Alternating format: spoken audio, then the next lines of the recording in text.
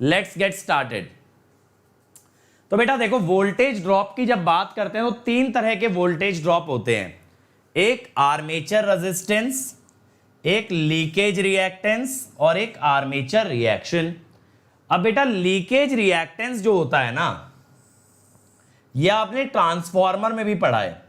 तो लीकेज, आपको ये पता है कि ये जो लीकेज रिएक्टेंस है ये हाइपोथेटिकल होता है, ये बात तो मैंने आपको बताई थी। हाँ जी सर, बताई थी कि ये हाइपोथेटिकल होता है और इसकी वजह से वोल्टेज ड्रॉप कितना ले लेते हैं भाई, JIA XAL is armature leakage reactance. ठीक है,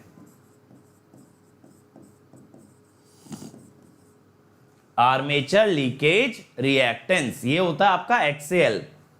ठीक है, तो ये सेम है as in case of transformer कि कोई भी वाइंडिंग फ्लक्स बनाती है तो कुछ फ्लक्स तो दूसरी वाइंडिंग तक जाता है जिसे म्यूचुअल कहते हैं, और कुछ फ्लक्स नहीं पहुंच पाता है, जो नहीं पहुंच पाया उसे हम लीकेज कहते हैं।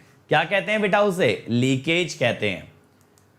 अब देखो आर्मेचर रेजिस्टेंस का जो ड्रॉप है उसके लिए क्या करते हैं, उसके लिए बेटा वाइंडिंग के अक्रॉस ना देखो ऐसे डीसी सप्लाई लगा के वोल्ट मीटर से वोल्टेज मेजर कर लेते हैं, एमीटर से करंट मेजर कर लेते हैं।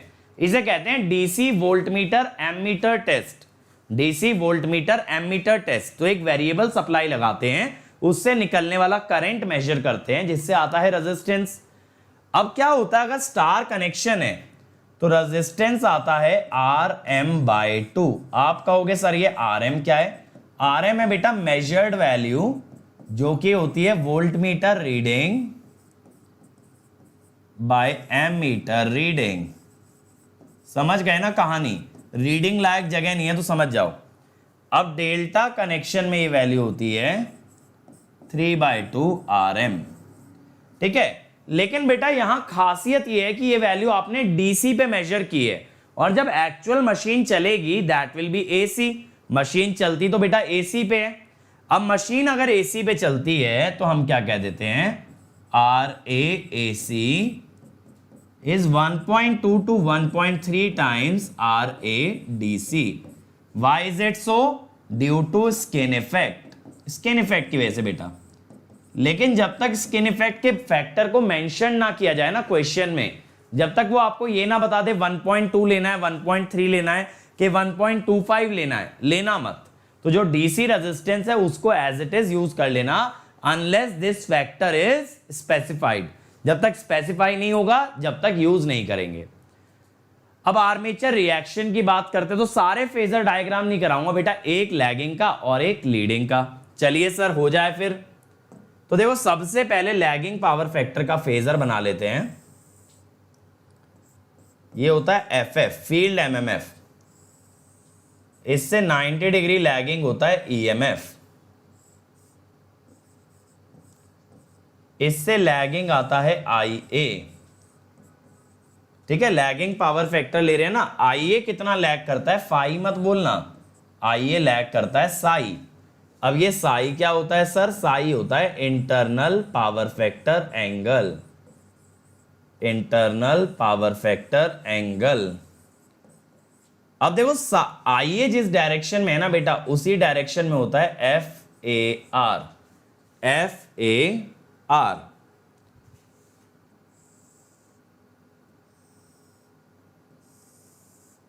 ठीक है, अब FAR का एक कंपोनेंट D एक्सिस पे होता है FAD और एक Q एक्सिस पे होता है FAQ।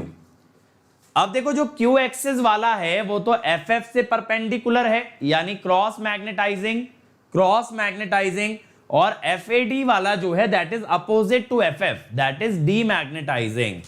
तो बेटा यहां पे आर्मेचर रिएक्शन का नेचर पार्शियली, मजा आ रहा है ना सब लोगों को, पार्शियली जिस स्पीड पे जा रहे हैं क्रॉस मैग्नेटाइजिंग, और बेटा पार्शियली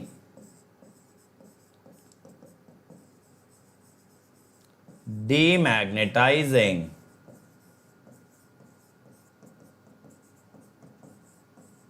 ठीक है, पार्शियली डीमैग्नेटाइजिंग।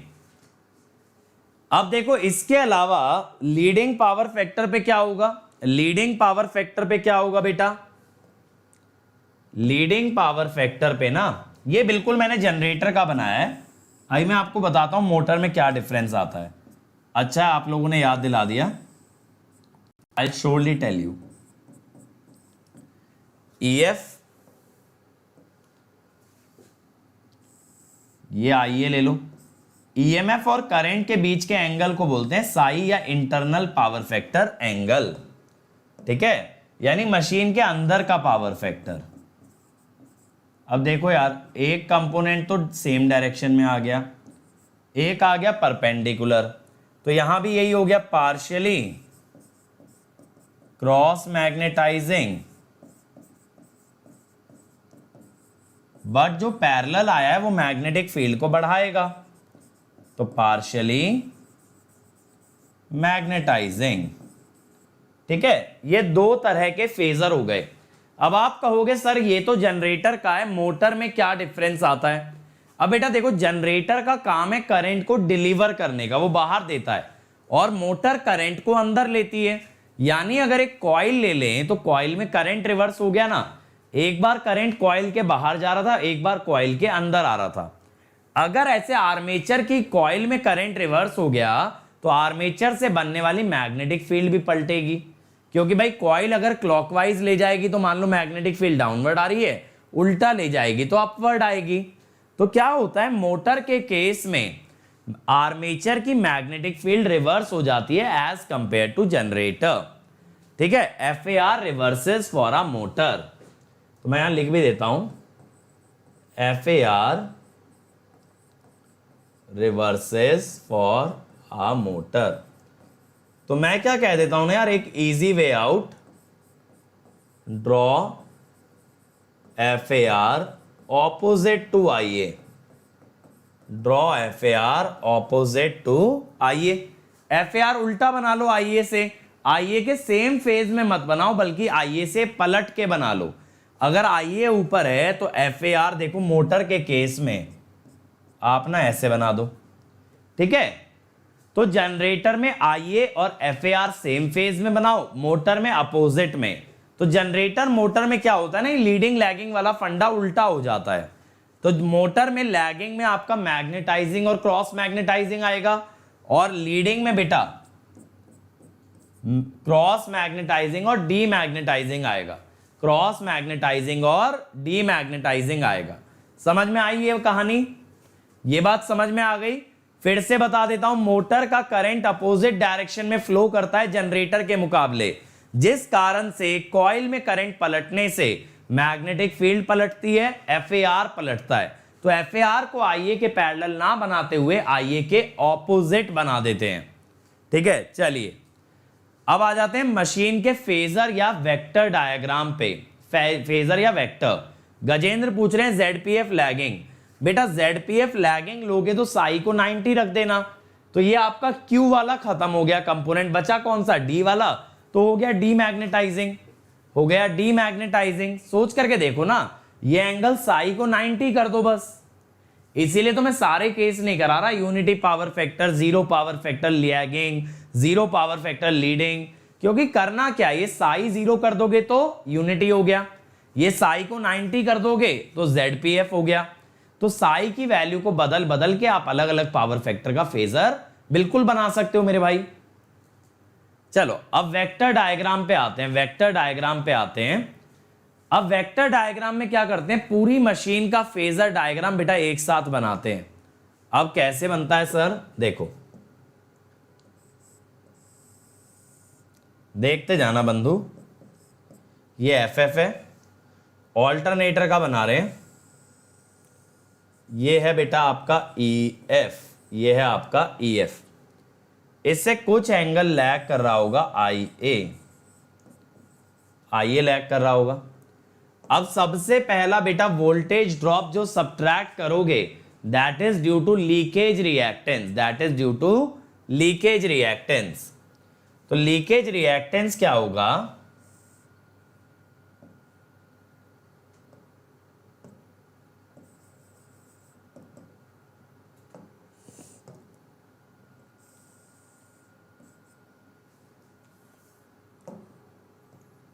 इतना बड़ा नहीं लेते, छोटा ले लेते हैं। देखो माइनस जे आई ए एक्स एल, माइनस जे आई ए एक्स एल। माइनस जे का मतलब है 90 डिग्री क्लॉकवाइज, 90 डिग्री क्लॉकवाइज बेटा।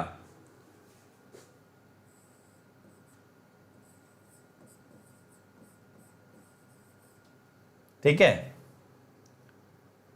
अब इसके बाद आर्मेचर रिएक्शन का ड्रॉप आएगा, उसको भी रिएक्टेंस की तरह दिखाते हैं मेरे भाई, उसको भी रिएक्टेंस की तरह ही दिखाते हैं, आई ए एक्स ए आर, और फिर ये आई ए आर ए। तो जो नेट फेजर आता है ना वो हो जाता है वीटी का, जो कि यहां से डेल्टा एंगल पे होता है, ये एंगल साई होता है और ये वाला फाई होता है। तो यहां से एक रिलेशन मिल जाता है, psi equal to delta plus phi. तो यहां पे हमने क्या दिखाया, लीकेज का ड्रॉप दिखाया, आर्मेचर रिएक्शन का ड्रॉप दिखाया और आर्मेचर रेजिस्टेंस का ड्रॉप दिखाया। तीनों ड्रॉप मिल करके बनता है टर्मिनल वोल्टेज। ठीक है, जब तीनों ड्रॉप सब्ट्रैक्ट कर लेते हो ना किसमें से, ईएमएफ में से, तो क्या बनता है, टर्मिनल वोल्टेज। क्लियर है। अब ईएमएफ इक्वेशन क्या होती है, देखो मेरे भाई बहुत इजी है याद करनी। मैंने राइट हैंड साइड पे फेजर भी दिखा रखा है, बट आप सिंपल वे में याद करो।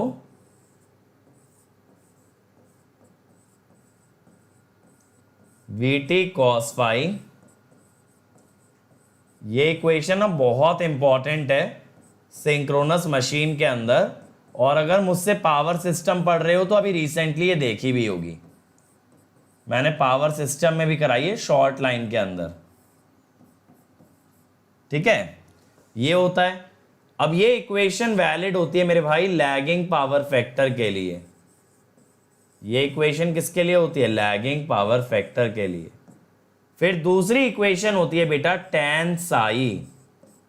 tan साई में क्या करना होता है कि यहां पे बच्चे जो सेकेंड टर्म आ रही है that is divided by the first term, बिना स्क्वायर के, ब्रैकेट के अंदर वाली, that is divided by the first term. और तीसरी इक्वेशन क्या हो जाती है मेरे भाई, psi equal to delta plus phi, psi equal to delta plus phi. अब अगर इतना हमारे पास डेटा आ गया तो इसके अलावा और क्या चीजें पता होनी चाहिए सर, तो देखो बेसिक कुछ चीजें पता होनी चाहिए। For leading power factor use negative phi. ठीक है, फॉर मोटर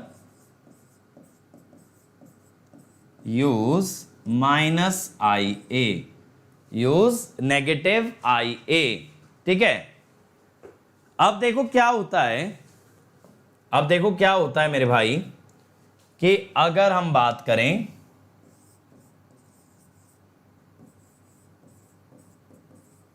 एक एग्जाम्पल लेना,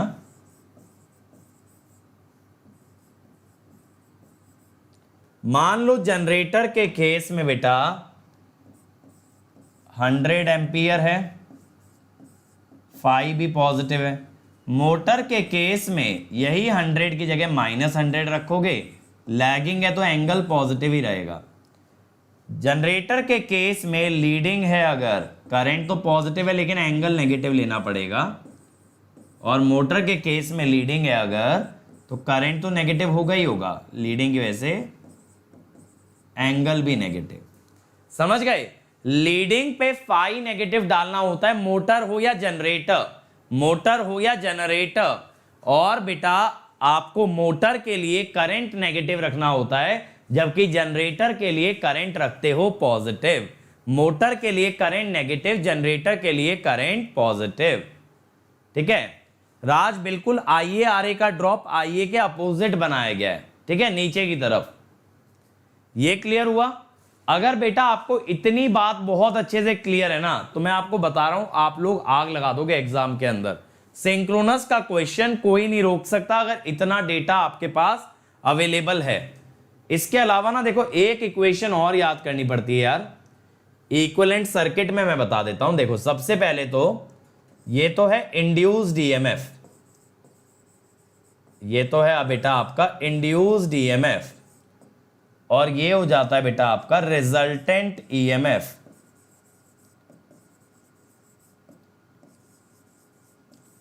रिजल्टेंट ईएमएफ, ठीक है, ये रिजल्टेंट ईएमएफ हो जाता है बेटा। अब इसके अलावा देखो, जो हमने पिछले पेज पे इक्वेशन लिखी है ना, 1 2 और ये 3, 1, ठीक है, 2 और ये 3। इसके अलावा बेटा एक फोर्थ इक्वेशन और पता होनी चाहिए जिससे कि आंसर निकालने में आसानी होती है, वो ये होती है mod IAZS is equal to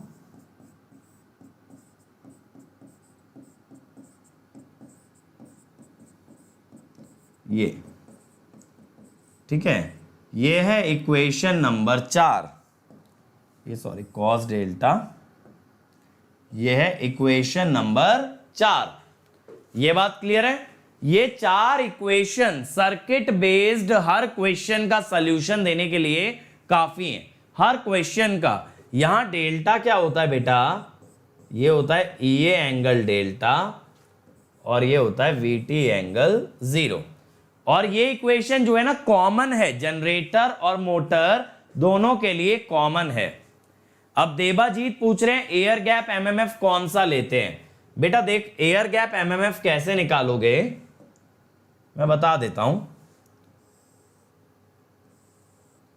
ये देखो, ये है FR, ये जो रिजल्टेंट है ना ये एयर गैप है। अगर FF की बात करें तो आप इसे फील्ड MMF कह सकते हो या एयर गैप एक्साइटेशन MMF कह सकते हो, या तो फील्ड MMF या air gap excitation MMF। Clear है ये बात? चल अब क्वेश्चन पे आ जाओ भाई। इक्विवेलेंट सर्किट पे बेस्ड पहला क्वेश्चन आपके सामने है, आप लोगों के सामने, बनाओ इसे, उन्हीं इक्वेशन से बनेगा जो मैंने बताई हैं। और ये ध्यान रखना EMF किस पे डिपेंड करता है, IF पे। तो जब तक बेटा IF नहीं बदलोगे, जब तक EMF का मैग्नीट्यूड नहीं बदल सकता। EMF का एंगल बिल्कुल बदल सकता है, delta is never ever constant. ये बात बहुत अच्छे से दिल में उतार लेना, दिमाग में उतार लेना, delta is never ever constant. But yes mod of EF can be constant अगर IF कांस्टेंट है। If your field current is constant, magnitude of EMF will also be constant, ठीक है, बट इट्स एंगल में change, come on everybody. चलो भाई,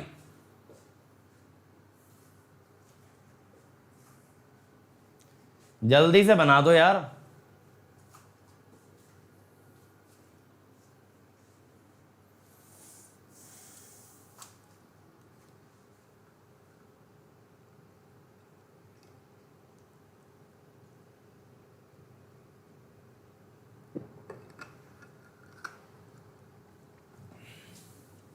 देखें, a 3-phase 17.32 kVA 400 volt star connected alternator is delivering rated load। Load angle पूछा है, ठीक है। सबसे पहले तो ना बेटा आइए निकाल लिया करो। किसी भी सवाल में तुम्हें यह दिख जाए कि पावर और वोल्टेज गिवन है, आइए निकालो, बाकी सब बातें भाड़ में जाने दो, तुम आइए निकालो।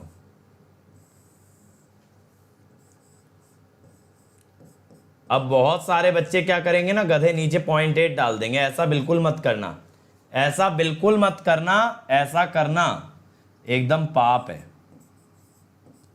यह आ गया 25 एम्पियर, एम आई राइट? ये 10 बनेगा, 10 की पावर 4, 10 की पावर 2, ठीक है, 25 एम्पियर। अब बेटा देखो, अगर डेल्टा निकालना है ना तो पहले साई निकाल लो। VT cos फाई, VT आप क्या रखोगे, पर फेज रखना बेटा, पर फेज। ये सब कुछ बातें होती हैं जो याद रखने की हैं। साइन फाई लैगिंग है ना, तो फाई पॉजिटिव लो। जनरेटर है, जनरेटर है तो plus IA axis, IA axis. ठीक है, अब कोई बच्चा जल्दी से यार मुझको ये बता दो, ये साई कितना आ रहा है, जल्दी से बता दो यार, इच्छा नहीं है निकालने की खुद से पूरा, तो ये बता दो साई कितना है। कैलकुलेशन तो कर ही दो एटलीस्ट। अरे जनरेटर ऑल्टरनेटर एक ही बात होती है बेटा, ऑल्टरनेटिंग आउटपुट देता है ना, AC आउटपुट देता है, इसीलिए उसको ऑल्टरनेटर भी कहते हैं। और मेरे भाई देखो, अगर बेसिक से गायब है ना मशीन और तुम्हारे पास टाइम भी है, तो मैं ये कहूँगा मेरा कॉम्प्रिहेंसिव कोर्स देखो जो इसी चैनल पे प्रेजेंट है, वो देखोगे ना, बहुत अच्छा आइडिया लग जाएगा।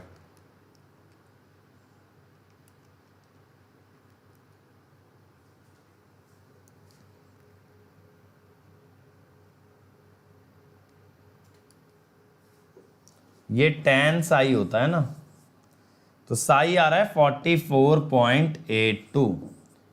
अब मैंने अभी आपको एक फॉर्मूला और बताया था, psi equal to delta plus phi.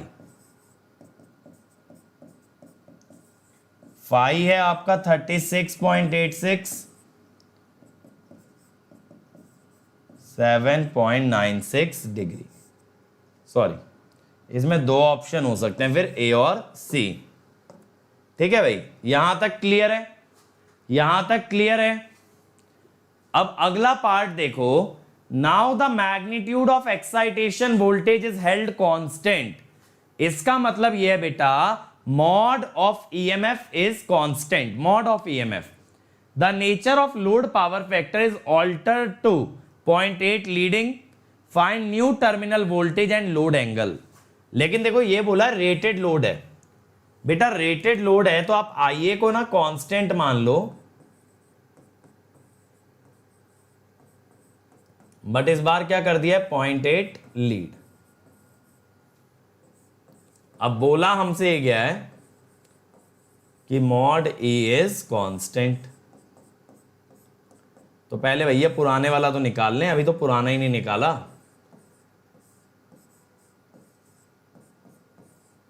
ठीक है, पहले पुराने वाला ही निकाल लेते हैं, ऐसा करते हैं। ठीक है ना, समझ आ रहा है सभी लोगों को?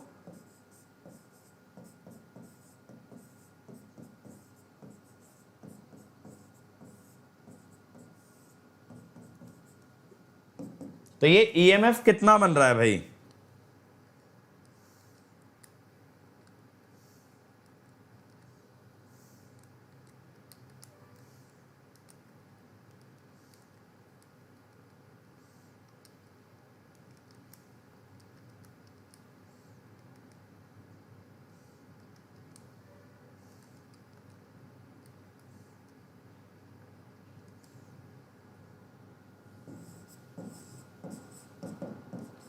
टू 67.511।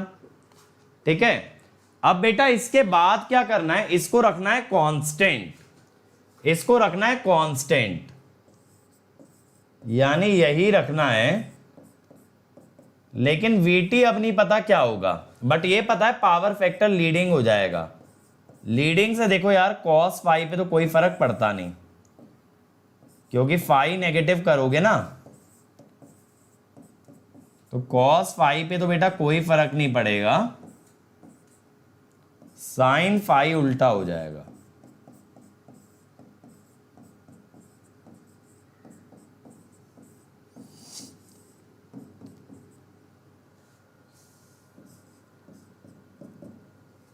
तो VT क्या होगा, VT क्या होगा मेरे भाई, देखो अगर स्क्वायर कर लोगे ना, मुझे बताओगे VT कितना आ रहा है, VT बेटा कितना आ रहा है, यहां पे ना आपको स्क्वायर करके VT में एक क्वाड्रेटिक निकालना पड़ेगा।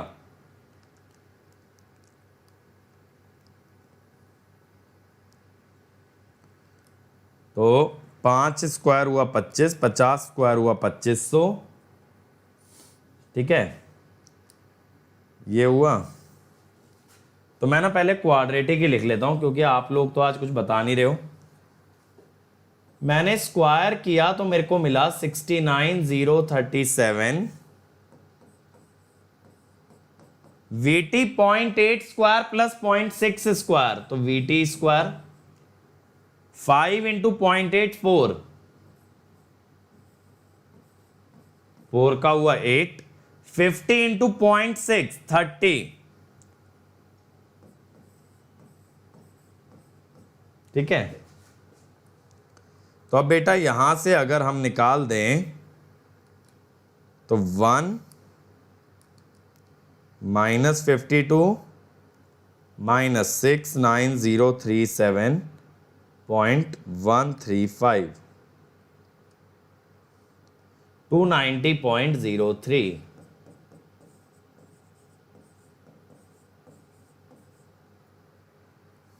ठीक है। ये आ गया 290.03। नहीं शुभ्रादीप, फोर्थ इक्वेशन बिल्कुल यूज मत करना बेटा, क्योंकि डेल्टा फिक्स नहीं होता। तो फोर्थ इक्वेशन में बेटा तुम्हें डेल्टा मालूम ही नहीं है, पुराना डेल्टा लगा के मत चल देना 7.96 ना बेटा, डेल्टा हमेशा चेंज होगा, डेल्टा विल ऑलवेज चेंज, ठीक है। और साई भी कांस्टेंट नहीं ले सकते बेटा, साई भी कांस्टेंट नहीं ले सकते, एंगल्स कांस्टेंट नहीं होंगे, क्योंकि साई कांस्टेंट का मतलब है बेटा वीटी तुमने पहले ही मान लिया 400/√3, साई कैसे कांस्टेंट हो गया। अब ये आ गया, अब यहां से फिर से tan साई निकालोगे,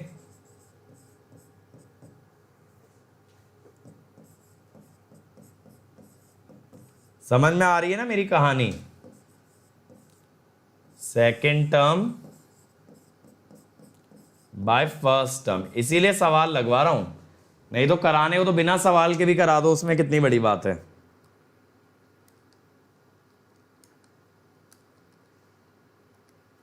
क्योंकि मुझे पता है ना तुम लोग गलती क्या करोगे, अपनी मर्जी से कुछ भी कांस्टेंट मान लोगे।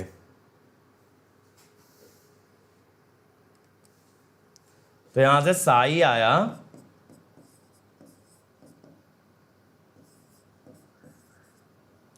तो मैं कहता हूं डेल्टा क्या है, साई माइनस फाई,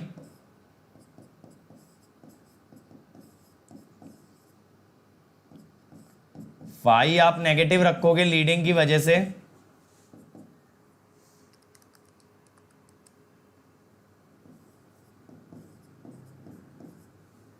(9.24 डिग्री, तो आंसर आ गया सी, ठीक है, आंसर आ गया सी।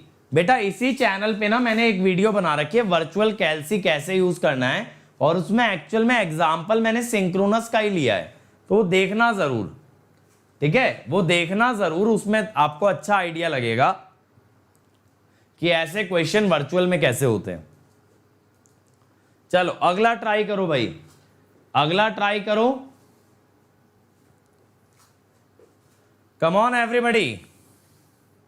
A 433 volt 3-phase star connected synchronous motor has a synchronous reactance for a power output of 15 kilowatt. Find minimum armature current, then excitation voltage and power angle. Come on guys, सभी लोग try करो, चलो रुकना नहीं चाहिए सवाल।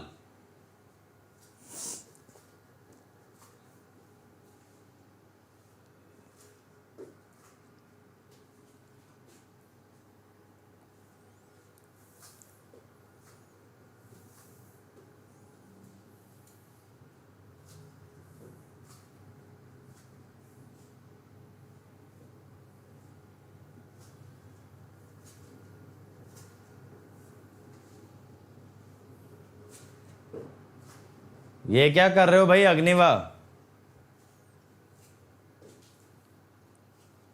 अरे भाई ऑप्शन आएगा ना ABCD, ऑप्शन बताओ, ये 20 क्या लिख रहे हो? 20 तो दो ऑप्शन में है, बी और डी। शशांक ने दे दिया आंसर बी, बाकी लोग भी ट्राई करो, फिर मैं कराता हूं। चलो भाई, कम ऑन एवरीबॉडी। देखें, देखो, अब 433 volt 3 phase star connected synchronous motor, इन चीजों का ध्यान रखना। क्वेश्चन में मोटर है या generator, has a synchronous reactance, यानी RA 0 है, तो ये लॉसलेस हो गई। For a power output of 15 kilowatt find the minimum armature current.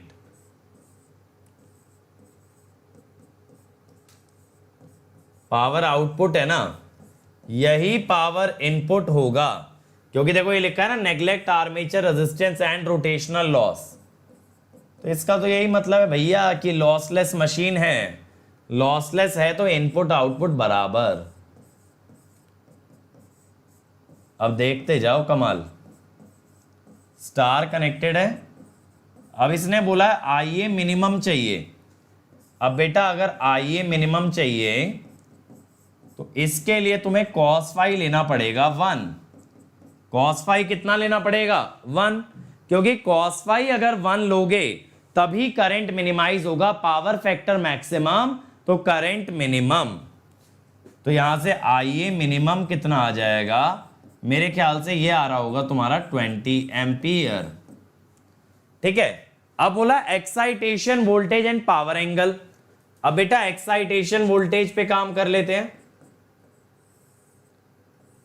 Power factor तुमने यूनिटी मान रखा है, तो इस ब्रैकेट में cos फाई रखोगे 1, RA वाली टर्म 0 है तो सेकेंड टर्म 0 हो गई।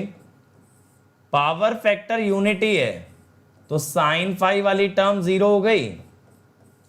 IA कितना है भैया? 20। ठीक है, मोटर है इसीलिए माइनस रख रहा हूं IA के साथ, मोटर है इसीलिए IA के साथ माइनस लगा है। अब ये देख लेते हैं ये कितना आ रहा है भाई।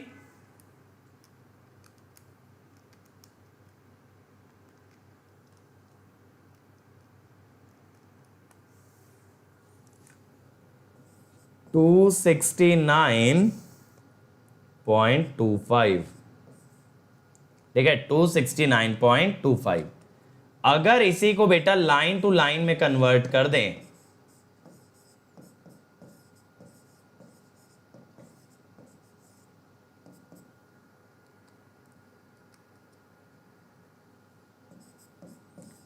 $466.357। अब बेटा अगर यहां से साई निकालोगे तो फर्स्ट टर्म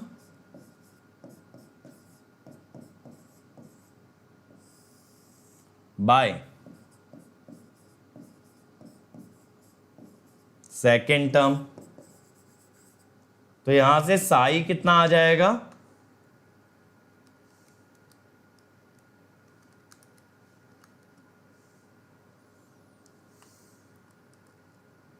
-21.8। अब बेटा आप क्या करेंगे? Psi equal to del plus phi. अगर ऐसा कर दिया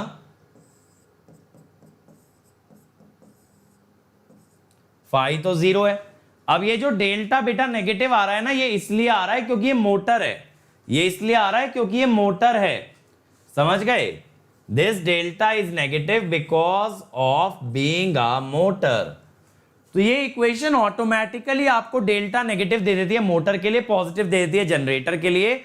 आपको बेटा अपना दिमाग नहीं लगाना पड़ता, अपना दिमाग कहीं भी नहीं लगाना पड़ता है। क्लियर है?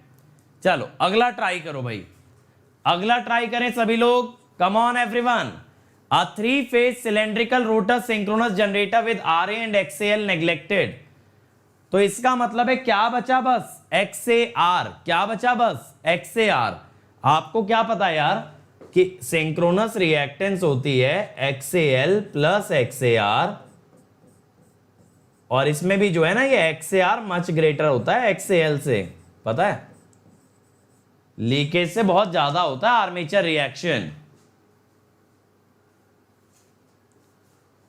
यस अग्निवा, अगर आप क्रैश कोर्स देख रहे हो बेटा तो डीसी से सिंक्रोनस का कोई लिंक नहीं मिलेगा, लेकिन अगर आप कॉम्प्रिहेंसिव देखोगे तो बेटा फिर सिंक्रोनस के अंदर, इंडक्शन के अंदर डीसी के कॉन्सेप्ट पढ़ाए जो हैं वो यूज किए गए होंगे, क्योंकि डीसी में ना मैं बहुत सारी जनरल थ्योरी पढ़ा देता हूं, मशीन की कॉमन कॉन्सेप्ट पढ़ा देता हूं, फिर मैं उनका यूज डायरेक्टली कर लेता हूं सिंक्रोनस और इंडक्शन में। मेरा टीचिंग स्टाइल ऐसा है, ठीक है।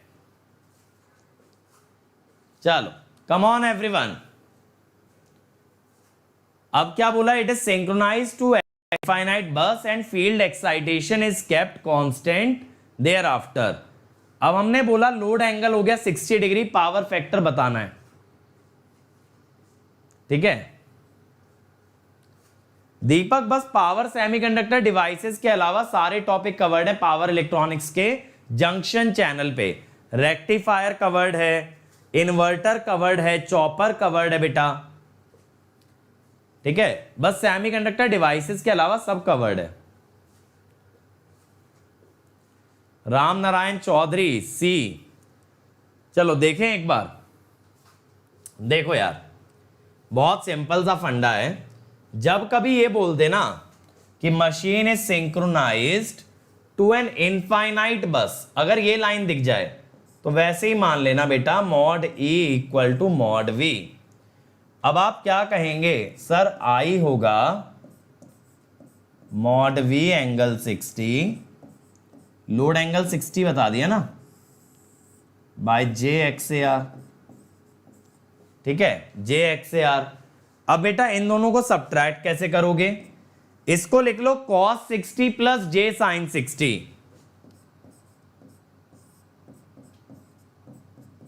समझ गए।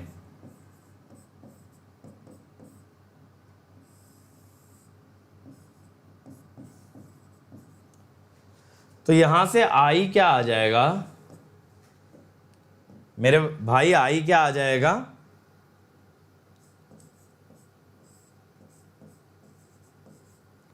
-½ और +√3/2, तो ये आ गया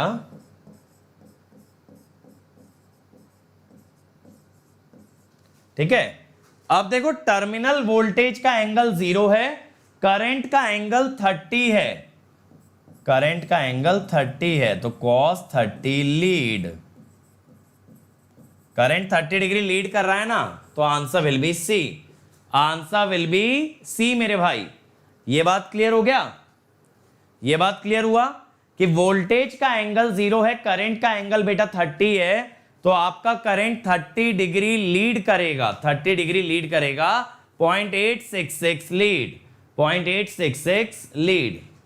I am in 5th semester. Is it better to take GATE cause I am scared that I might not even score as much as I started? यार देखो, अगर आप 5वें सेमेस्टर में और आपने फॉर्म नहीं भरा है तो आप तो भर भी नहीं पाओगे, और अगर फॉर्म भर दिया तो पैसा क्यों वेस्ट करना, जाके दे आना, सिंपल है। अब अगले टॉपिक पे आ रहे हैं, वोल्टेज रेगुलेशन। अब बात करेंगे बेटा वोल्टेज रेगुलेशन की। अब आपको ईएमएफ की इक्वेशन तो समझ आ गई है, ईएमएफ कैसे निकलता है, डेल्टा कैसे निकलता है। अब उस ईएमएफ से वोल्टेज रेगुलेशन कैसे आता है, तो देखो voltage regulation is defined as the variation of terminal voltage expressed as the ratio of the rated voltage. इसका मतलब आपको यह बताना है कि कैसे आपका वोल्टेज वेरी करता है नो लोड से full load as a ratio of rated voltage. अब ये जो नो लोड है ये तो मॉड ईएमएफ हो जाएगा, फुल लोड है वीटी हो जाएगा, ज्यादातर रेटेड वोल्टेज वीटी ही होता है, तो वीटी इनटू 100%, ये होता है आपका वोल्टेज रेगुलेशन। क्योंकि यूजुअली क्या होता है ना, usually full load voltage is rated voltage. अब देखो मैंने क्या लिखा है कि range of regulation is 30 to 40%। अब आप कहोगे सर इतना हाई क्यों, सर इतना हाई क्यों, लीड लैग कैसे डिसाइड करें मेरे भाई। ये देखो ना, करंट का एंगल पॉजिटिव है, वोल्टेज का एंगल 0 है, तो करंट का एंगल ज्यादा है तो करंट लीड कर गया, करंट का एंगल कम होता तो लैग कर जाता। ठीक है, अब आप कहोगे सर वोल्टेज रेगुलेशन इतना ज्यादा क्यों? मेरे भाई ज्यादा इसलिए रखते हैं क्योंकि जनरेटर की इंपीडेंस हाई रखनी पड़ती है। क्यों हाई रखनी पड़ती है?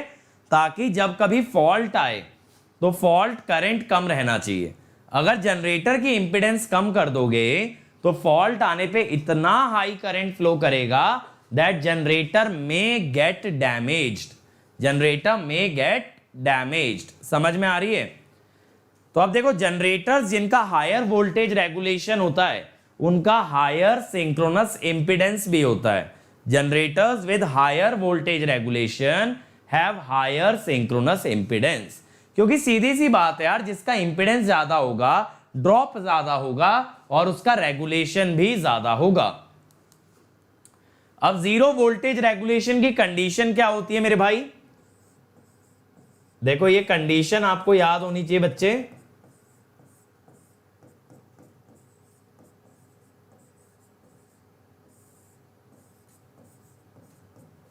ठीक है, अब यहां पे सर ये थीटा एस क्या है? Theta S is angle of Z S.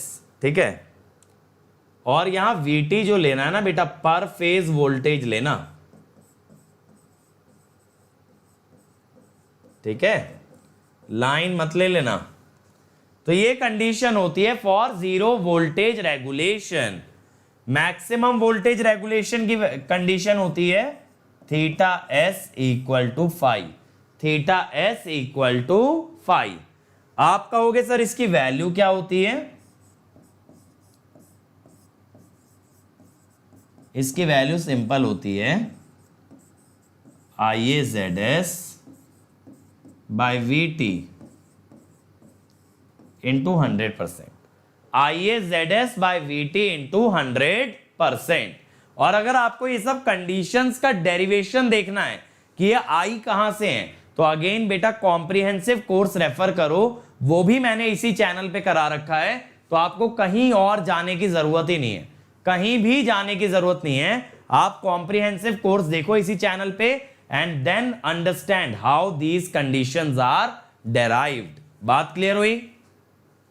चलो, अब इस पे देखो पहला question. A 3 phase star connected alternator is rated 1600 kVA 13.5 KV.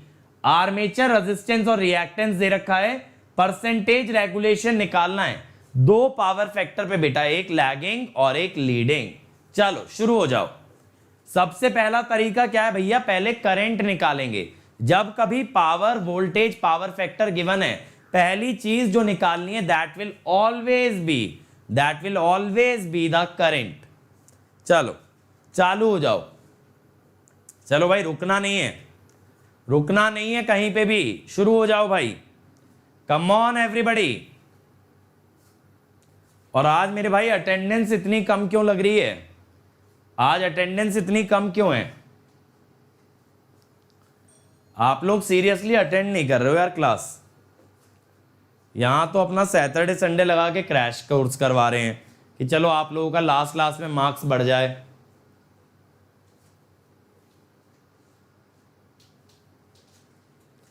Sure मेरे भाई यश, बिल्कुल आप बेहतरीन रैंक लेकर के आओ। आपका पर्सनल इंटरव्यू किया जाएगा, आपको ट्रीट भी दूंगा, क्यों टेंशन लेते हो? बट बेटा रैंक लेके आओ, और रैंक लाने के बाद ना ईमानदारी रखना। ऐसा नहीं कि अलग अलग जगह से कॉल आ रहे हैं तो मैंने इधर की टेस्ट सीरीज ली थी, इधर का मटेरियल लिया था, इधर के लेक्चर देखे थे। क्रिएट्रिक्स चैनल, अरे ये भी कुछ था क्या? पता नहीं, मैंने सुना नहीं इस बारे में। हैं? ऐसा मत कर देना बेटा। ईमानदारी से मेहनत किया आप लोगों के साथ, तो नतीजा तो आपको देना पड़ेगा, और नतीजा देने के बाद याद भी रखना पड़ेगा कि हाँ भाई कोई ना कोई आपके साथ मेहनत किया था। ठीक है, ऑनेस्टली बता रहा हूं, लाइफ में कभी इतना नहीं पढ़ाया हूं जितना इस एक साल में पढ़ाया है। पता है 5वीं बार मशीन पढ़ा रहा हूं इस साल, 5वीं बार। कभी एक साल में इतनी बार मशीन नहीं पढ़ाया।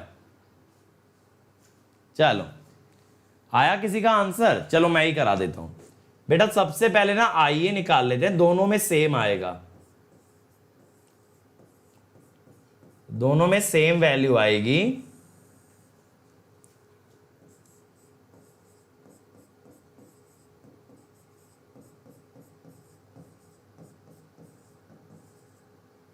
ठीक है,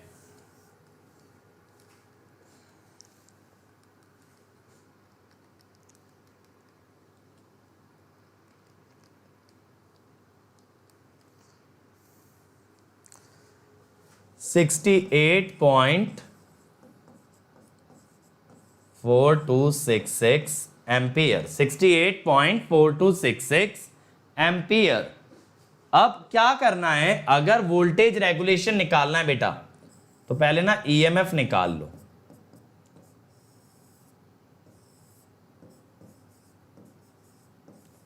$13,500/√3, पहले 0.8 लीडिंग वाला ले रहे हैं, ठीक है। जनरेटर है तो प्लस 68 पॉइंट, वैसे इसमें सोचने की क्या बात है, जनरेटर है, वोल्टेज रेगुलेशन मोटर के लिए निकलती भी नहीं है, ठीक है। इतने महानुभाव मत बन जाना, किसी दिन वोल्टेज रेगुलेशन मोटर के लिए निकाल दो। साइन फाई नेगेटिव आएगा क्योंकि फाई नेगेटिव होगा, कॉस फाई 0.8 है तो साइन फाई 0.6 होगा भाई, कॉस फाई 0.8 है तो साइन फाई 0.6 होने वाला है,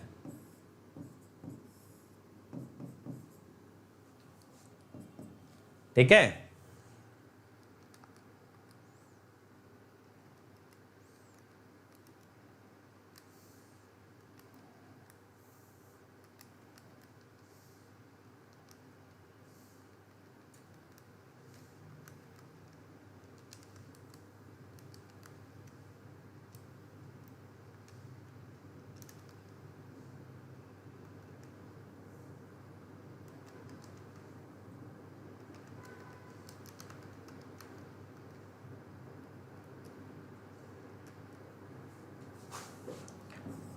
ये आया 9244.146, ठीक है। ये आ गया पहला, क्या हुआ, आईए में 0.8 होगा तो लगाया तो है 0.8 मेरे भाई, लगाया तो है 0.8। अब दूसरा निकाल लेते हैं ईएमएफ।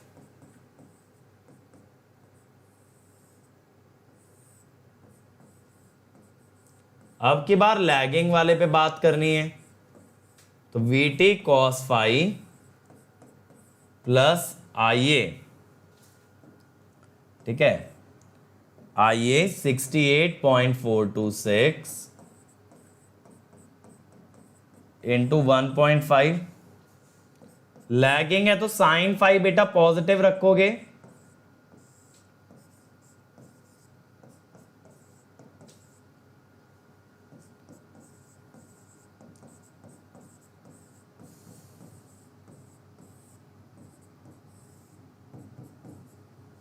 अब ये कितना आएगा,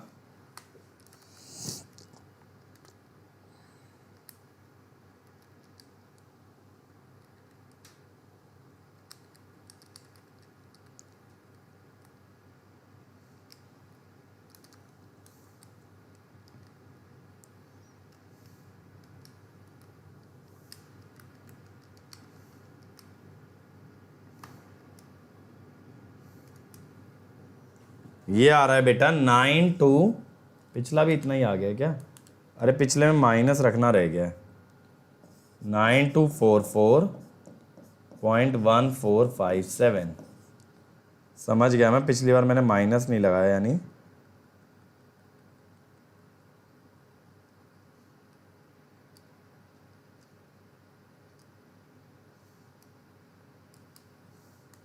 $6859.63,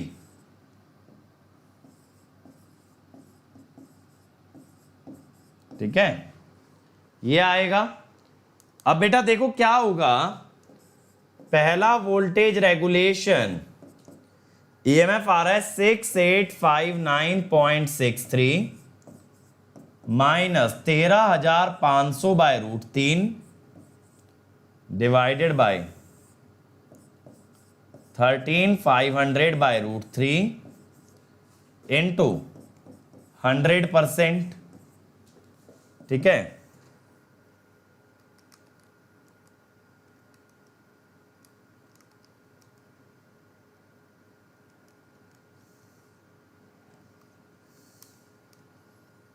-12%, ठीक है, ऐसे ही दूसरा वोल्टेज रेगुलेशन निकाल दोगे भाई।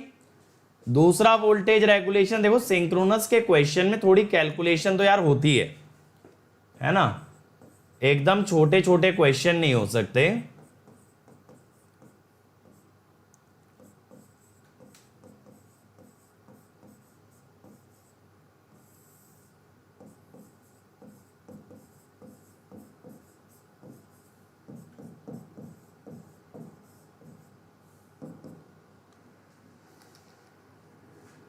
तो देख लेते हैं ये भी कितना आ रहा है।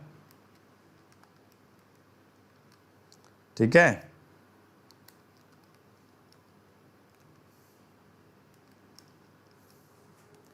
Eighteen point six. ठीक है भाई, तो कौन सा ऑप्शन आ गया?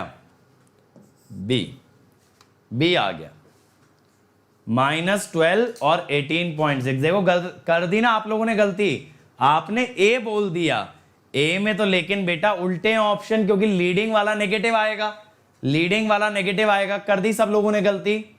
तो इसीलिए इस टाइप के क्वेश्चन में बेटा ऑर्डरिंग मैटर करती है कि पहले लीडिंग वाला बताना है या लैगिंग वाला। चलो अगला ट्राई करो भाई, अगला ट्राई करो। जीरो वोल्टेज रेगुलेशन का क्वेश्चन है, जीरो वोल्टेज रेगुलेशन का क्वेश्चन है भाई। कम on everyone, come on everybody, try this. चलो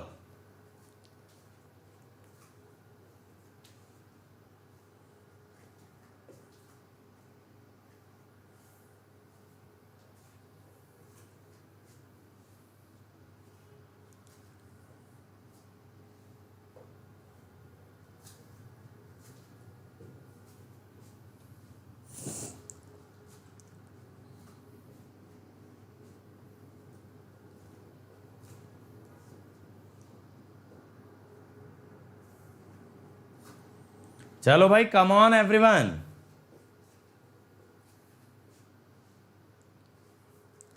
इतना लंबा सवाल नहीं है ये, बहुत इजी सा क्वेश्चन है यार।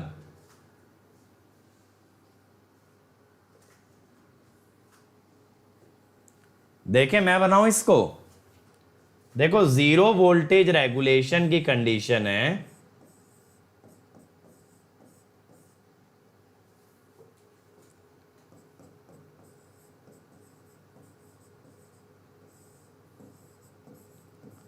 अब यहां बस ना रिएक्टेंस दी है, यानी इंपीडेंस का एंगल 90 लोगे, करंट दे रखा है 20 एम्पियर, ZS XS के बराबर हो जाएगा, VT कितना हो जाएगा 440/√3। तो यहां से आ तो गया मेरे भाई फाई। अब आप कहोगे सर ये वोल्टेज VT है या EMF है, मैं कहूंगा मेरे छोटे छोटे गधों, जीरो वोल्टेज रेगुलेशन पे दोनों बराबर होती हैं, जीरो वोल्टेज रेगुलेशन पे दोनों बराबर होते हैं। ठीक है भाई,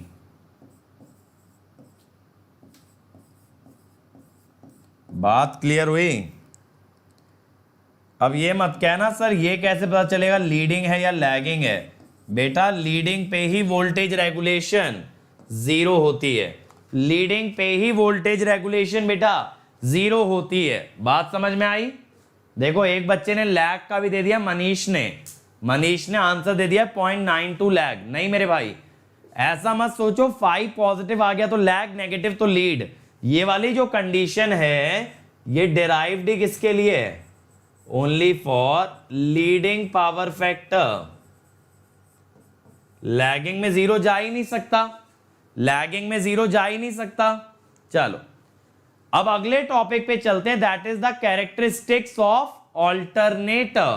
कैरेक्टरिस्टिक्स ऑफ ऑल्टरनेटर, तो ऑल्टरनेटर में कौन कौन से ऐसे ग्राफ्स हैं जो कि हम लोग बना सकते हैं in order to see how an alternator behaves. ठीक है, इस पे 1 नंबर का क्वेश्चन आ सकता है, ये कैरेक्टरिस्टिक्स वाले टॉपिक पे बड़ा क्वेश्चन नहीं बनता है। सबसे पहले है ओपन सर्किट कैरेक्टरिस्टिक। ये क्या होता है बेटा? ये एक ग्राफ होता है open circuit voltage versus field current, जिसको आपने डीसी मशीन में नो लोड कैरेक्टरिस्टिक बोला था, या मैग्नेटाइजेशन कर्व भी बोलते हैं। इसी को क्या बोलते हैं? Magnetisation curve. तो देखो इनिशियली तो बेटा लीनियर होता है, gradually it saturates, gradually it saturates. तो ये एयर गैप लाइन क्या होती है बेटा? Air gap line is the tangent, tangent to OCC, it represents characteristic if machine is unsaturated। ठीक है, अगर मशीन बेटा अनसैचुरेटेड हो तो ग्राफ कैसा आएगा? That is called as the air gap line, that is called as the air gap line. तो अगर सैचुरेट हो जाती है तो जो ग्राफ आता है दैट इज ओसीसी, सैचुरेट नहीं हुई होती तो ग्राफ कौन सा आता? That would be the air gap line. समझ गए? चलो अब short circuit characteristic. Short circuit characteristic का मतलब होता है जब आर्मेचर को शॉर्ट सर्किट कर दें तो हम आर्मेचर करंट और फील्ड करंट के बीच का ग्राफ ड्रॉ करें। अब क्या होता है, जब कभी शॉर्ट सर्किट कर दिया जाता है तो करंट आ जाता है लैगिंग। सर ये करंट लैगिंग क्यों आ जाता है? क्योंकि बेटा करंट लैगिंग इसलिए आता है क्योंकि बीच के रास्ते में होती है रिएक्टेंस, और रिएक्टेंस की वजह से current lags behind the EMF. तो बेटा अगर रेजिस्टेंस इग्नोर कर दोगे तो सिर्फ इंडक्टर के कारण तो करंट 90 डिग्री लैग कर जाएगा, 90 डिग्री। तो देखो ये एफएफ है, ये ईएमएफ है, और करंट लैग कर गया बाय 90 डिग्री। 90 डिग्री लैग करने का मतलब है that R A is ignored, R A is ignored. अब आईएससी के सेम फेज में आया फाई ए आर, यानी कि फील्ड और आर्मेचर अपोजिट है, so that is demagnetising armature reaction, demagnetising armature reaction. इस वजह से क्या होता है, शॉर्ट सर्किट कैरेक्टरिस्टिक कभी भी सैचुरेट नहीं करती। शॉर्ट सर्किट कैरेक्टरिस्टिक बेटा कभी सैचुरेट क्यों नहीं करती? क्योंकि आर्मेचर रिएक्शन उसे सैचुरेट होने नहीं देता। अगर वो फ्लक्स को गिराता रहेगा। अच्छा एक चीज देखो, आप फाई एफ बढ़ाओगे, ध्यान से सुन लेना, आप फाई एफ बढ़ाओगे सोचोगे सैचुरेशन आएगा, बट मैं कहता हूं नहीं आएगा। फाई एफ बढ़ाओगे ईएमएफ बढ़ेगा, ईएमएफ से बढ़ेगा आईएससी, उससे बढ़ेगा फाई ए आर, तो रिजल्टेंट फ्लक्स तो नहीं बढ़ा, रिजल्टेंट तो बढ़ा ही नहीं मेरे भाई, क्योंकि जितना आपने फाई एफ बढ़ाया ऑटोमेटिकली फाई ए आर ने बढ़ के उसे वापस ओरिजिनल वैल्यू पे सेट कर दिया।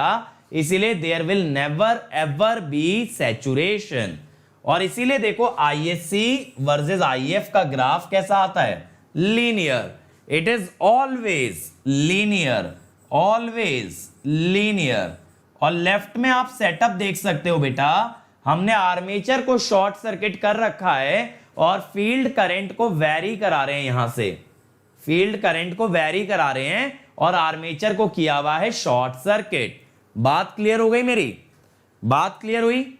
ठीक है, तो ये हमेशा लीनियर आता है आईएससी वर्सेस आईएफ वाला graph. ISC versus if is always linear. Is this clear? अब तीसरा होता है जीरो पावर फैक्टर कैरेक्टरिस्टिक। इसमें क्या कहते हैं कि अगर जनरेटर पे एक ZPF लैगिंग लोड लगा दें, कौन सा लोड लगा दें? ZPF lagging. और ये ध्यान देना ये लोड वेरिएबल है, ये लोड कैसा है? वेरिएबल है।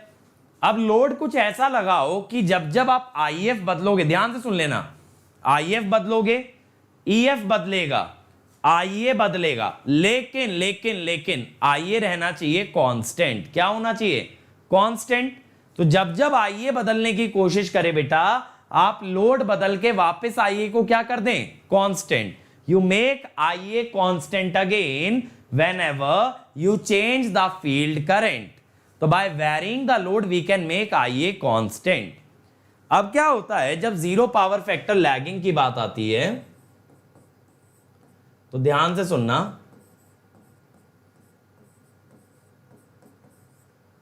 IA 90 डिग्री लैग कर रहा होगा ना, J और 90 डिग्री हो गया 0 डिग्री।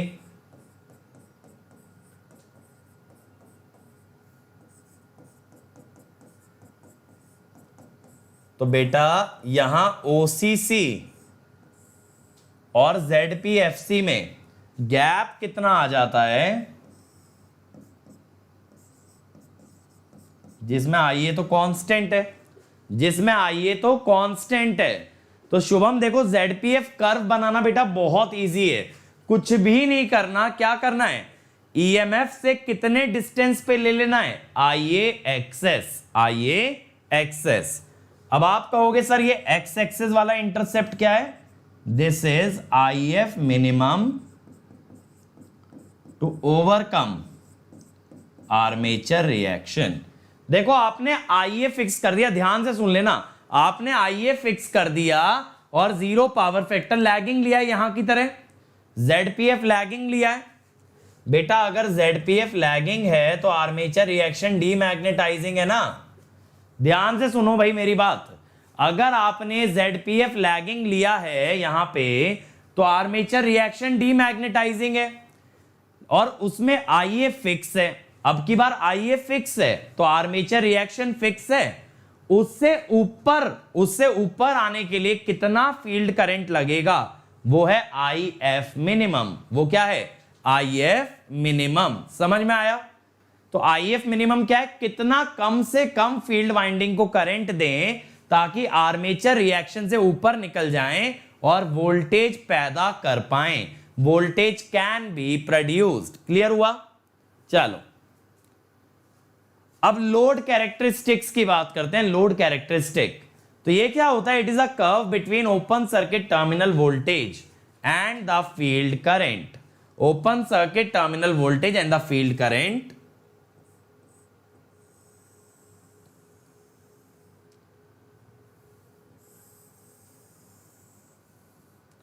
ओपन सर्किट नहीं होगा यहां पे, बस टर्मिनल वोल्टेज होगा। ठीक है, terminal voltage versus field current पे बनता है जो graph, that is load characteristic. अब देखो यार यहां पे ना एक तो वैल्यू आ जाएगी EF की। ठीक है, अब ये ग्राफ कैसा बनता है, देखो ये बन जाता है UPF के लिए।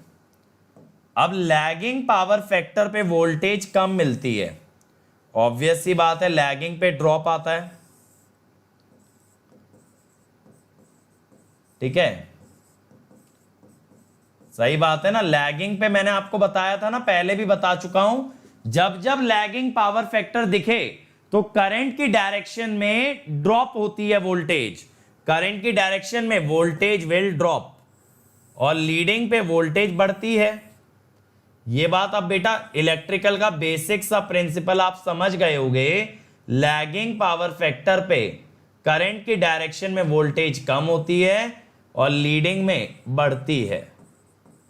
तो इसे कहते हैं लोड कैरेक्टरिस्टिक्स। क्या कहते हैं, लोड कैरेक्टरिस्टिक। तो यूनिटी के ऊपर आए तो लीडिंग, यूनिटी के नीचे आए तो लैगिंग। मैं ये बेसिक सा फंडा लिख भी देता हूं, for lagging power factor load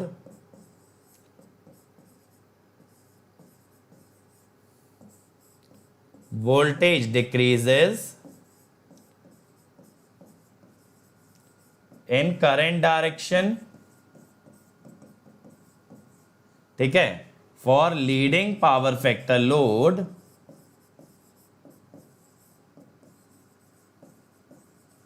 voltage increases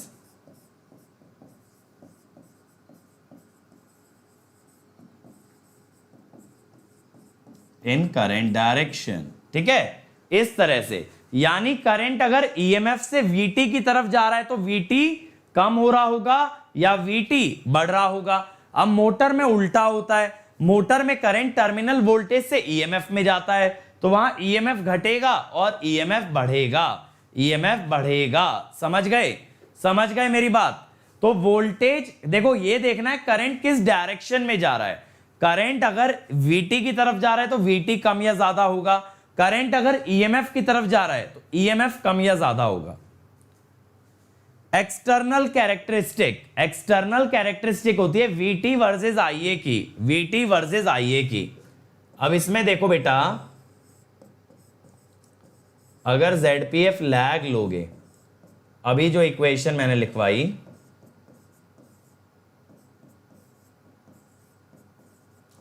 -90 और 90 कैंसिल हो जाते हैं ना, J जो है वो -90 को कैंसिल कर देता है, तो ये आ गया। अब अगर आप बेटा ZPF लीड लोगे,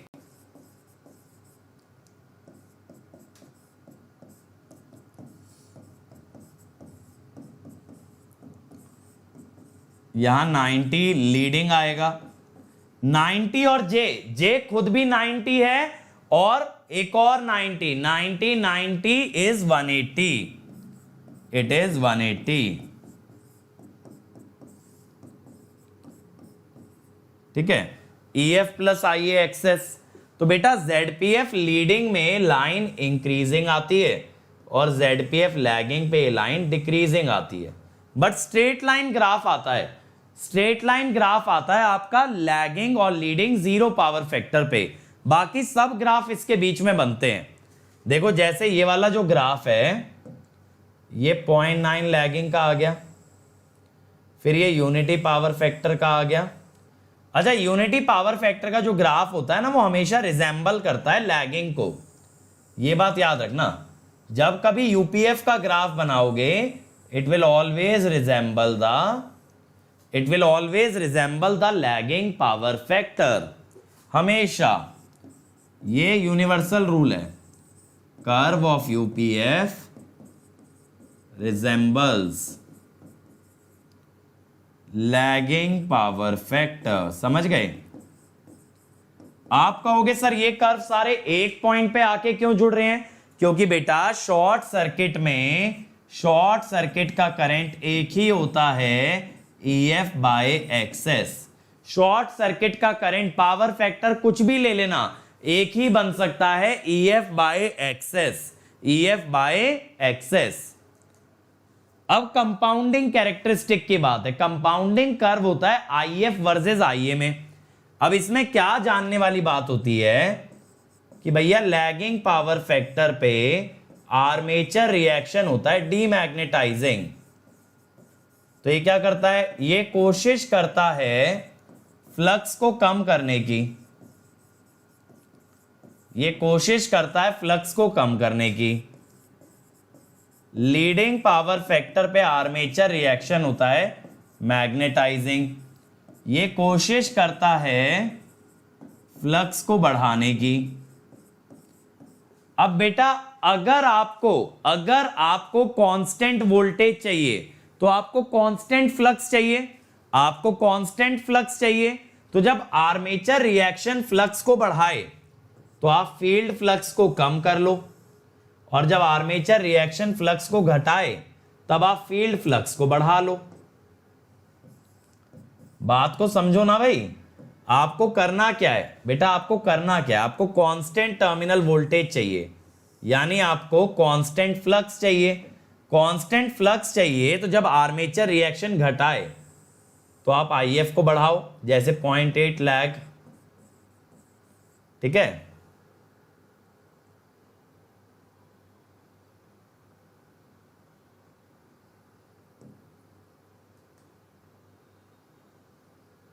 अभी ये अचानक से क्या हुआ है भाई? Let me see why this green screen. ठीक है, इन द मीन टाइम आप प्रोसेस को समझो कि जब जब आर्मेचर रिएक्शन फ्लक्स को गिराएगा तब तब आप फ्लक्स को बढ़ाने की कोशिश करेंगे। ठीक है,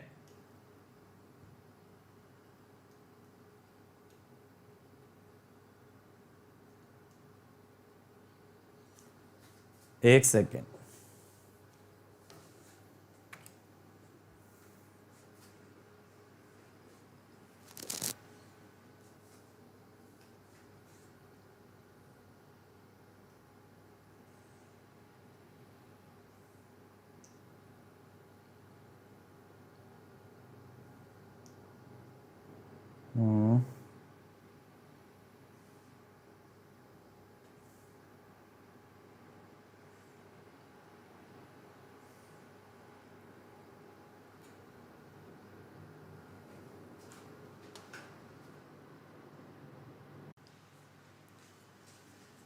hello everybody, so there was a technical error, ठीक है, टेक्निकल एरर आ गया था, तो नाउ वी विल कंटिन्यू। तो मैं आपसे बात कर रहा था बच्चों कंपाउंडिंग कैरेक्टरिस्टिक्स के बारे में। तो कंपाउंडिंग कैरेक्टरिस्टिक्स में बेटा क्या होता है कि जब हम ये देखते हैं फील्ड करंट को कैसे वेरी करें to keep the terminal voltage constant, to keep the terminal voltage constant. तो मैंने ये बोला था कि अगर लैगिंग पावर फैक्टर आया तो आर्मेचर रिएक्शन डीमैग्नेटाइजिंग बनेगा, यानी ये फ्लक्स को घटाने की कोशिश करेगा। लीडिंग पावर फैक्टर अगर आया तो आर्मेचर रिएक्शन मैग्नेटाइजिंग बनेगा, ये फ्लक्स को बढ़ाने की कोशिश करेगा बेटा। अगर आर्मेचर रिएक्शन फ्लक्स कम करने की कोशिश करे तो आप फील्ड करंट को बढ़ा के फ्लक्स को इंक्रीज कर लो। आर्मेचर रिएक्शन अगर फ्लक्स को बढ़ाने की कोशिश करे तो आप फील्ड करंट कम करके बेटा क्या कर लेंगे, फ्लक्स को कांस्टेंट कर लेंगे। तो देखो ये होता है IF और ये हो गया अपना IA, ठीक है भाई, समझ आ रहा है ना सब लोगों को? चिंता मत करो मेरे भाई, सिस्टम अगर कभी खराब हो जाता है तो सिंपल सा तरीका है। देखो एक सेकेंड, मैंने आपको क्या बताया था, यूनिटी पावर फैक्टर भी बिहेव करता है लैगिंग की तरह। तो लैगिंग में ना बेटा आपको बढ़ाना पड़ेगा।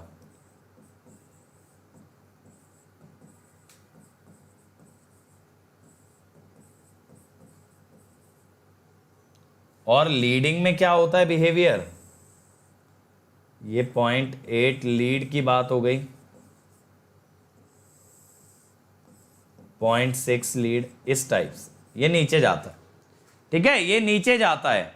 तो बेटा इस तरीके से आपका बनता है कंपाउंडिंग कैरेक्टरिस्टिक, ठीक है।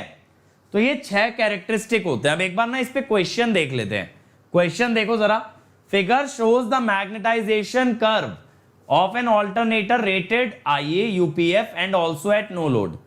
The magnetization curve at rated IA and 0.8 leading, 0.8 leading पे बताना है कैसा होगा। आपको रेटेड IA UPF पे दिखा रखा है, लीडिंग पे कैसा होगा, जल्दी बता दो यार, ये तो चुटकियों में बना दोगे, इसमें बचना नहीं चाहिए सवाल, खत्म कर दो इसको यहीं पे, जल्दी बताओ क्या आएगा। Come on everybody, come on, चलो भाई, बहुत बढ़िया। Rashid is the first one, R, क्योंकि बेटा लीडिंग पावर फैक्टर पे, at leading power factor mod V increases, ठीक है। तो लीडिंग पावर फैक्टर पे वोल्टेज ज्यादा मिलेगी। अब आप कहोगे सर ये S क्या है, S वाला होगा बेटा लैगिंग पे। अब आप कहोगे सर क्यों भी बताई दो जब इतना बता ही रहे हो, तो बेटा ये होगा एट लोअर IA।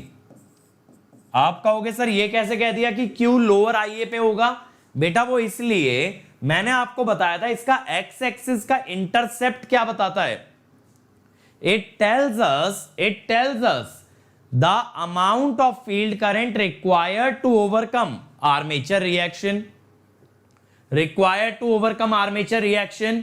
तो बेटा अगर कम करंट में आर्मेचर रिएक्शन ओवरकम हो जा रहा है, यानी आर्मेचर रिएक्शन कम है, यानी वहां आर्मेचर करंट भी कम है। तो ये कम आर्मेचर करंट वाला ग्राफ है और ये ज्यादा आर्मेचर करंट वाला ग्राफ है, समझ गए? चल अब आते हैं methods of finding voltage regulation, जिससे आप लोग काफी घबराते हो। सिर्फ उतनी बातें बताऊंगा जितनी गेट के लिए रेलिवेंट है, फालतू कोई बात नहीं। अब सबसे पहले सिंक्रोनस इंपीडेंस मेथड, ये मेथड की वजह से ही बेटा आपका इक्विवेलेंट सर्किट आया है, और इस मेथड ने ही ZS और XS के बारे में बात की थी। सिर्फ इस मेथड की बदौलत हम ZS और XS को जानते हैं। तो यहां पे क्या होता है, ये लाल वाला कर्व OCC बना लिया जाता है, नीले वाला कर्व SCC बना लेते हैं। SCC हमेशा लीनियर होता है, अभी मैंने बताया बिकॉज क्यों होता है SCC linear, because armature reaction is demagnetising and the machine can not saturate. अब हम क्या कहते हैं मेरे भाई, अब हम क्या कहते हैं कि यहां पे सिंक्रोनस इंपिडेंस निकाल लिया जाए। कैसे? VOC by ISC at same IF, same field current पे open circuit voltage by short circuit current will give us the synchronous impedance. अब देखो जहां तक बेटा दोनों लीनियर हैं, जहां तक बेटा दोनों लीनियर हैं, वहां पे तो बच्चे क्या होगा, आपका ZS कांस्टेंट आएगा। अब जब ये सैचुरेट करने लगेगा तो ये हाइपरबॉलिक हो जाएगा। क्यों? क्योंकि देखो ये वाला ग्राफ अगर सैचुरेट करने लग गया और ये अभी भी बढ़ता जा रहा है, सैचुरेट का मतलब है वो ऑलमोस्ट क्या होने लगा, कांस्टेंट, लेकिन ये बढ़ता जा रहा है तो इनका रेशो गिरने लगेगा, इनका रेशो बेटा गिरने लगेगा। दोबारा से समझो, ये ZS है बच्चे, ये ZS है। जब दोनों लीनियर हैं तो दोनों का रेशो कांस्टेंट आएगा। कैसे? y इक्वल टू m1x और y इक्वल टू m2x, तो इनका रेशो क्या बनेगा, m1 upon m2, m1x bye m2x is m1 bye m2। तो बेटा ये कांस्टेंट आ गया।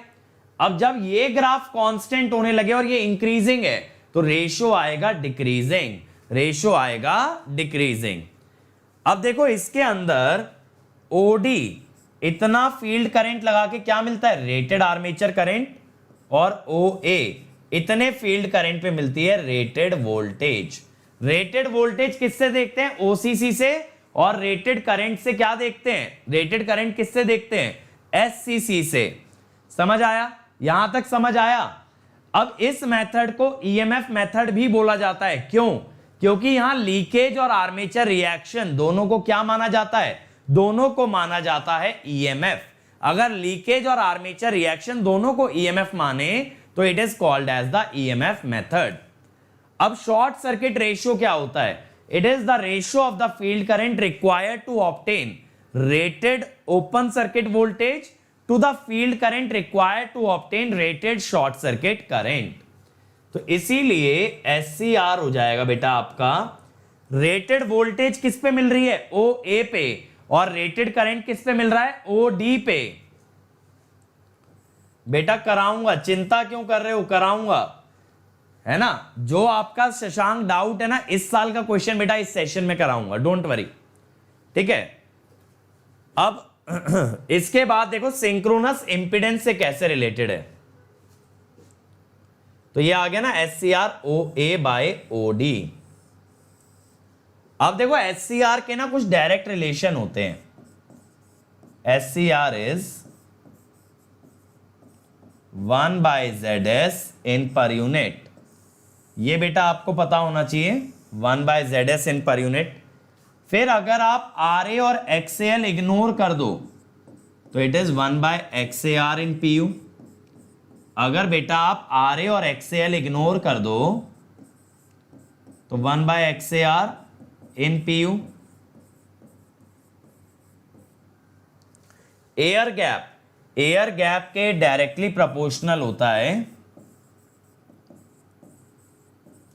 क्यों?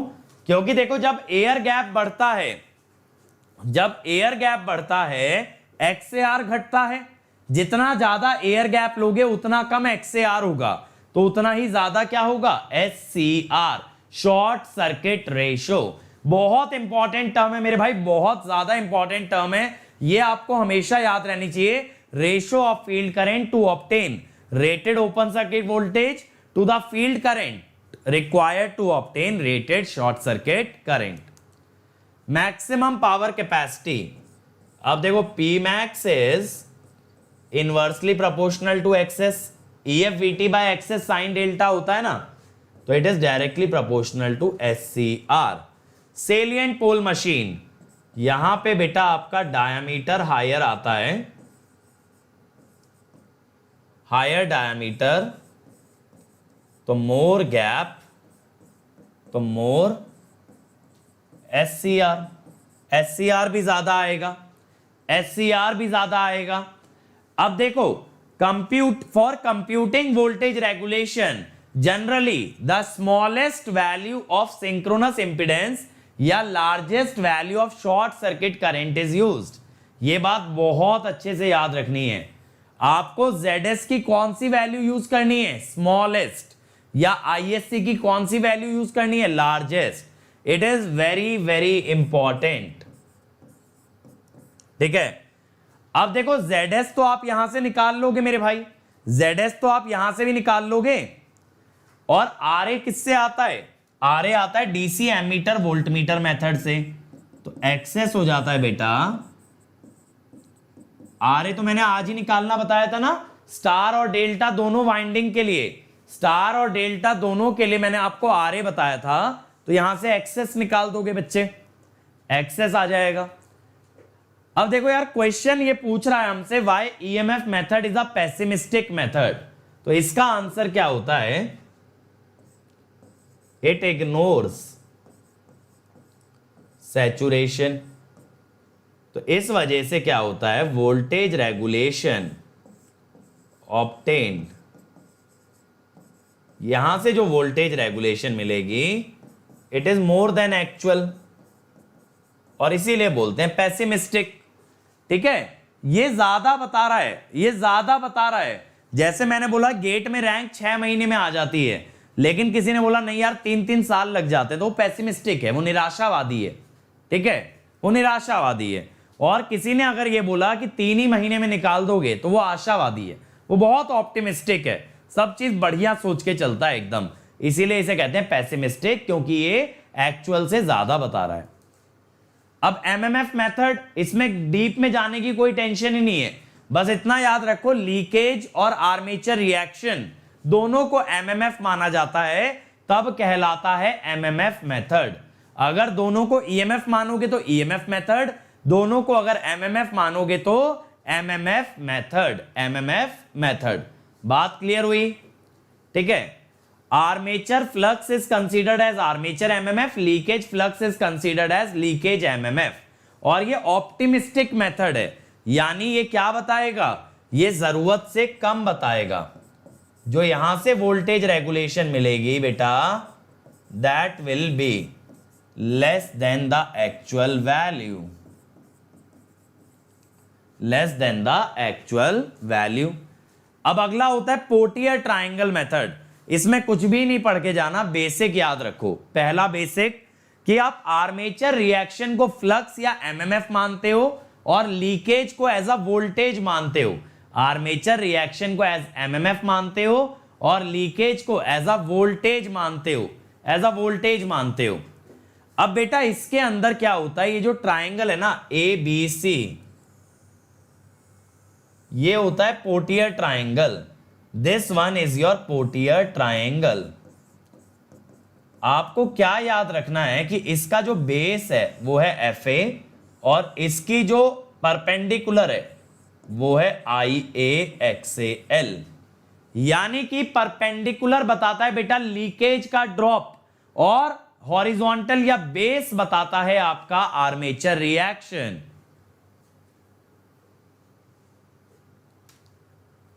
बिल्कुल सयन, आप ये बिल्कुल बोल सकते हो सेलिएंट पोल ज्यादा स्टेबल है सिलेंड्रिकल से, क्योंकि उसका Pmax ज्यादा है। अब देखो अगर आप ये पूरे गैप की बात करोगे ना, पूरे गैप की, तो ये मैंने अभी आपको लिखवाया भी था इसी वीडियो में कि ये IA एक्सेस है। तो पूरा गैप किसके प्रोपोर्शनल है, सिंक्रोनस रिएक्टेंस के, ट्रायंगल का परपेंडिकुलर लीकेज के, ट्रायंगल का बेस आर्मेचर MMF के। ये बेसिक थ्योरी के सवाल पूछे जा सकते हैं पोर्टियर ट्रायंगल पे, बाकी इस पे न्यूमेरिकल नहीं बनेगा। चलो अब क्वेश्चन देख लेते हैं। A star connected 400 volt 50 hertz 4 pole synchronous machine gave the following OC and SC test result। अब निकालो जरा सिंक्रोनस इंपीडेंस, देखे कौन निकालेगा। ये VOC है, ये VOC दे रखा है, जल्दी से निकाल दो यार, खत्म कर डालो क्वेश्चन को। आप लोगों को पता है कैसे निकालना है, VOC by ISC, VOC by ISC। Come on everyone, ठीक है। स्टार कनेक्टेड है, ध्यान में रखते हुए निकालना कि फेज वैल्यूज का यूज करना होता है हमेशा, हमेशा use the phase values. Come on guys.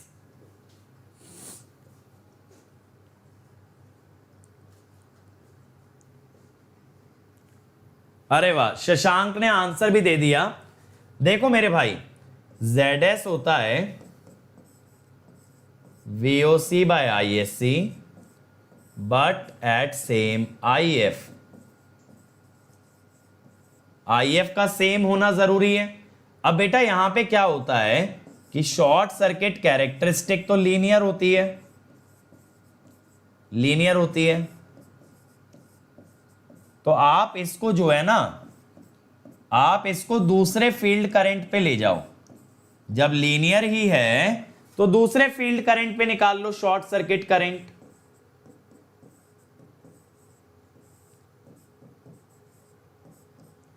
ठीक है,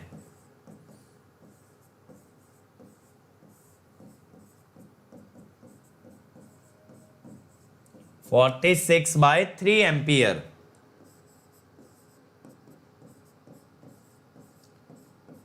अब ये आ गया ना 2.3 एम्पियर पे निकाल दिया बेटा आपने सारा। तो ये कितना आ रहा है 400√3/46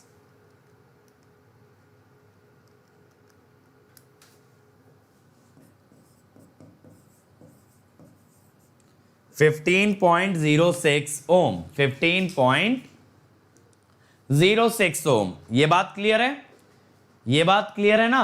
तो ये हमारे पास आ गया सिंक्रोनस इंपीडेंस। अब देखो इस साल का सवाल देखते हैं। The figure shows the open circuit characteristic and short circuit characteristic of a 14 kVA 400 volt 50 Hz 4 pole 3 phase delta connected alternator. The field current is given in ampere. The readings are marked as XY coordinate. Ratio of unsaturated to saturated reactance. ZS unsaturated और ZS saturated। अब यार देखो saturated वाला reason तो ये रहा। पहले मैं सैचुरेटेड वाले की बात कर लेता हूं। तो आपको पता है बेटा VOC कितना दे रखा है 400 volt at IF equal to 8 ampere. इसने बोला ना देखो रीडिंग है XY कोऑर्डिनेट, X पे क्या है IF और Y पे क्या है VOC। अब लेकिन बच्चे आपको ISC जानना है सेम फील्ड करंट पे। सर ये कैसे करें बेटा, कुछ भी मत कर, इसका स्लोप ले ले। इसका स्लोप क्या है 5 आएगा, 4,20 है ना, स्लोप आएगा 5। तो यहां से ISC बन गया 5 × 8 40 एम्पियर। तो बेटा यहां से अगर ZS निकालोगे, ये याद रखना फेज वैल्यूज लेनी है। डेल्टा है तो करंट का फेज होगा लाइन बाय √3। चलो ये तो सैचुरेटेड आ गया। अब अनसैचुरेटेड। अभी देखो मैंने आपको एक लाइन वेरी वेरी इंपॉर्टेंट लिखवाई थी, that we have to use the highest value of IF। Highest value of IF unsaturated region में ये है। अनसैचुरेटेड रीजन में कौन सी वैल्यू अवेलेबल है 2,210। 2,210 याद करो, ये मैंने लिखवाया है use the highest value of IF। अब यहां से ISC कितना आएगा बेटा, आपका स्लोप इनटू IF। तो अब यहां से ZS क्या हो गया VOC बाय ISC। ठीक है, ये बन गया। अब बेटा अगर इसका रेशो ले लें अनसैचुरेटेड बाय ZS सैचुरेटेड, तब क्या होगा 2.1 बन गया सवाल। समझ में आया डी, समझ में आया। तो ये बात हमेशा दिमाग में रखना, use the highest value of IF, use the highest value of IF। और फॉर्मूला सेम रहता है, ग्राफ चाहे ओरिजिन से स्टार्ट हो चाहे ना हो, फॉर्मूला सेम रहता है VOC by ISC, VOC by ISC। ठीक है भाई। It's time to experience something glorious. Unacademy Combat. Compete, crack, conquer. A challenging gate contest engineered to give you an experience like none other. where you put your knowledge to test. And battle it out with the best. To bring out the best in you, Unacademy Combat is the most competitive, gamified contest for gate till date, with the best of the questions by best educators. With detailed video solutions from top educators right after each contest. Combat live with peers to get real-time rankings and win big. Participate in every contest to improve your ratings. Challenging contests every fortnight or alternate Sunday. Live ranking after every question. Big rewards for top rankers. Your passion to crack gate deserves this. Your hard work towards your dream deserves this. Fuel your inner fire for the ultimate gate challenge. Unacademy Combat. Register now.